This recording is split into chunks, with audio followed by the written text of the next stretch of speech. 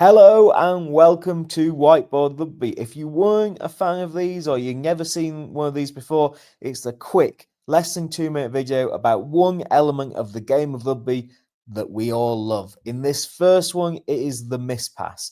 Now, the miss pass is not universally appreciated.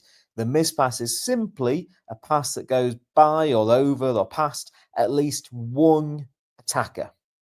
In these cases, we're going to see they'll go by a few more than that, but typically it's also a longer pass. So you're trying to get the ball from one point to another as quickly as possible by just zipping it there with a pass rather than letting it go through the hands. Let's look at this first example. So this is going to be Bristol against Newcastle.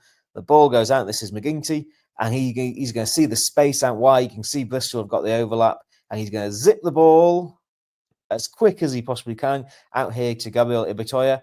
Now, in this case, this is one of the reasons why people don't like the miss pass. That ball is too floated, too loopy. It gets there, doesn't give Gabriel Ibitoya much room to do anything with. Bristol maybe would have been better off going through the hands to get the ball there slower, but having drawn the defenders in. Obviously, Ibitoya is amazing, so he still gets good ground on this. But that is one of the downsides to the miss pass. If it's not fired there, then it ends up being too slow and you end up with the defence just able to drift across. But let's see another cracking Bristol miss pass here. This is going to be from Fitzhargens, who in my opinion was a player of the season this year, in the Premiership at least. So he gets the ball. Again, what does he see? He sees an overlap. Christian Wade, who's the last Gloucester defender, hips turned in. He's looking at the ball. So Fitzhargen thinks, I fancy my chances. I'm going to zip that ball out wide.